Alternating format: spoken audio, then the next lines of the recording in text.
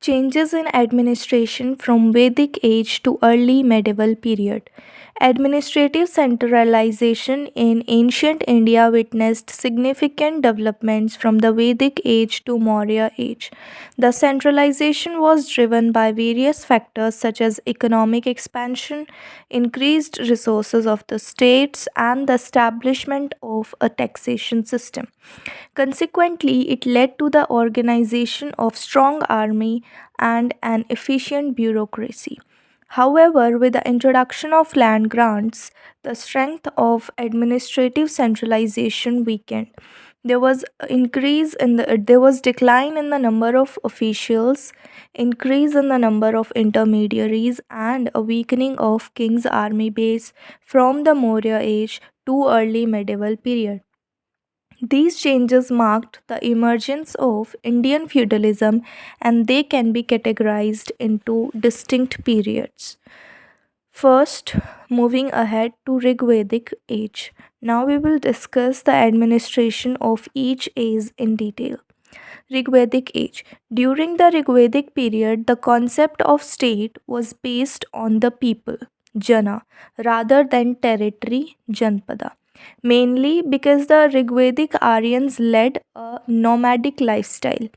In the Rigveda, king is referred to as Janasya Gopa, indicating that king's identity was closely tied to his clan. During this period, a formal taxation system was not established.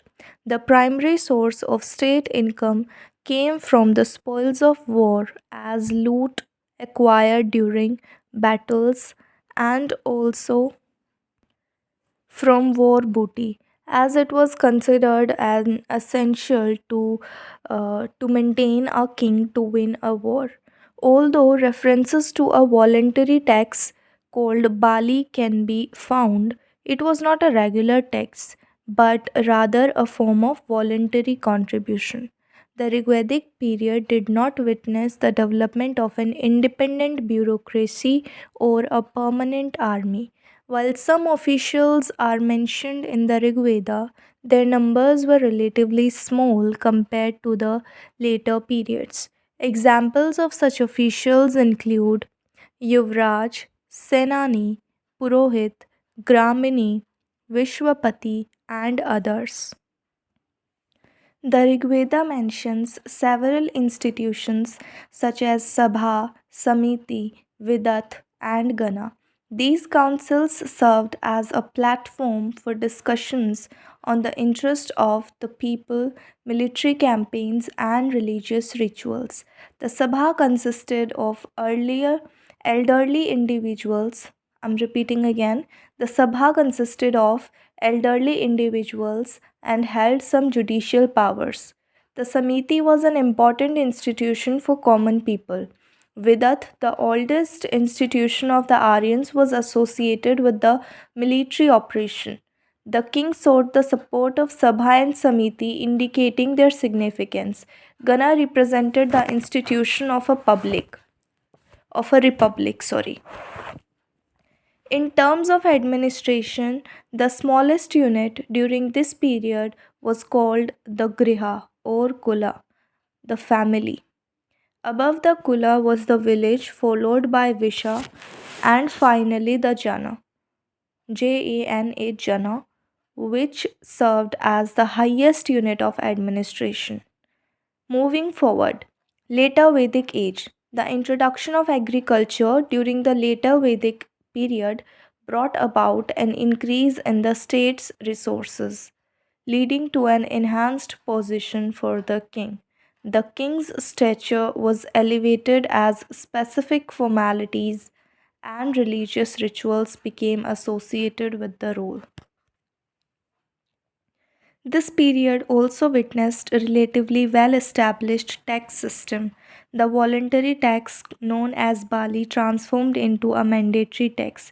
Additionally, the details of tax, such as Bhag, representing the 16th part of land revenue, and Shulk, referring to the tax of on goods, were established. However, despite these changes in the administrative system, a separate bureaucracy and standing army failed to develop. As a result, there was an increase in the number of officials. Later Vedic texts mention the existence of 12 ratnins or high officials.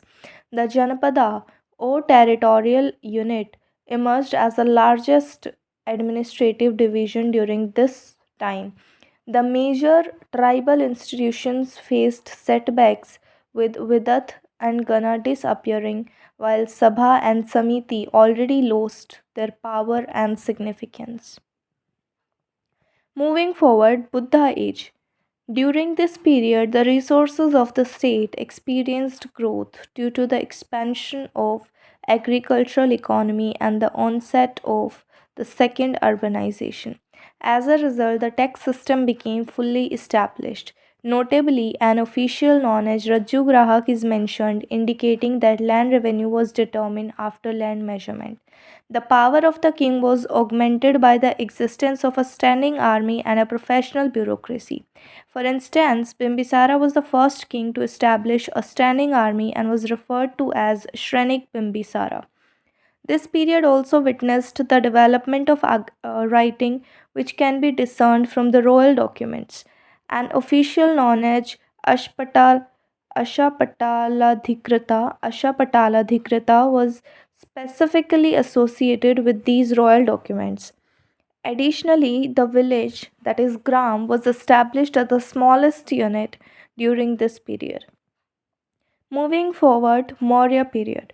During this period, the ruler had supreme authority over the state.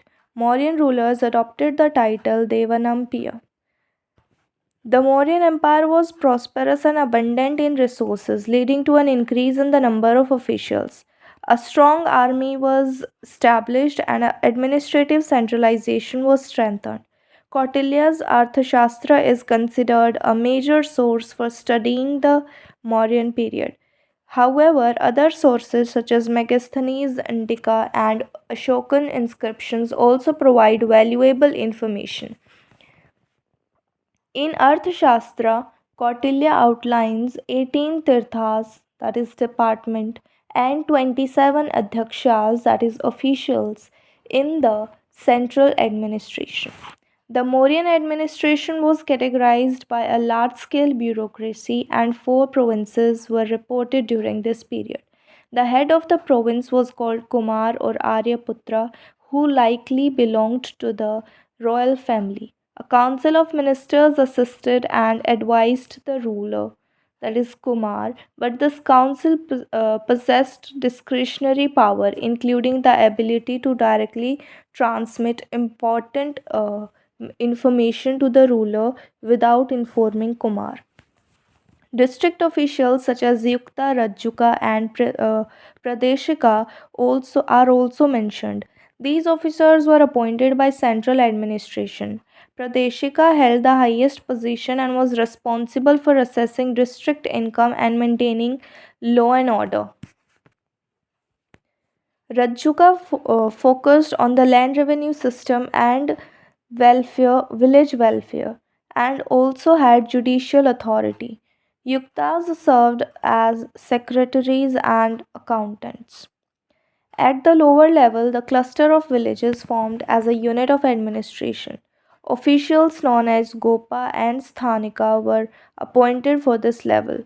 Gopa officials involved in the conducting of census, which demonstrated the state's centralization efforts in identifying taxpayers. Megasthenes mentions certain officers in his text such as agronomol, who were responsible for the road construction, and astronomol, who served as city commissioner. Moving forward, post Mauryan age. Features. Let's continue in the next video.